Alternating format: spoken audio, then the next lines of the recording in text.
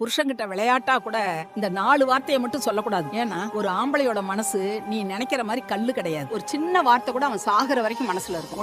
ஒண்ணு நீ ஆம்பளையா இல்லையா, இது கூட உன்னால முடியல. இந்த வார்த்தை அவனை உடைக்கிறதுக்காக இல்ல, அவனோட ஆளுமையே அழிக்கிறதுக்காக. நீ மறந்தாலும் அவன் இதை மறக்கவே மாட்டான். 2, நான் வேற ஒருத்தனை கல்யாணம் பண்ணியிருக்கணும் அப்படின்னு நீ அவனை தேர்ந்தெடுத்தது தப்புன்னு சொல்லும்போது இந்த சின்ன விதை அவனுக்குள்ள முளைச்சு அவன் நம்பிக்கையை முழுசா அழிச்சிடும். 3, ஏன் அவனை மாதிரி நீ இருக்கக்கூடாது, இப்படி ஒப்பிட்டு பேசுறது அவனோட நம்பிக்கையை கொன்னுடும்பா. 4, நீ அப்படியே உன் அப்பா மாதிரி தான் சொல்லும்போது அவனுக்கும் அவங்க அப்பாவுக்கும் நடுவுல வலி இருந்தா நீ பேசுற இந்த சாதாரண வார்த்தை அவனோட பழைய காயங்களை ஆழமா வெட்டிடும். அதனாலதான் சொல்றேன், சும்மா சிரிக்கிறப்ப கூட உன் நாக்க கட்டுப்படுத்து. நீ விளையாட்டா பேசுறதுதான் உன் மனசுல நீ மறைச்சு வச்சதை வெளியே காட்டும். மறக்காதப்பா, மரியாதை உடஞ்சு போச்சுன்னா அந்த இடத்துல அன்புக்கு பாதுகாப்பு இருக்காது. உன் வார்த்தை தான் உன் குடும்பத்தை காப்பாத்தும். கவனமா பேசு.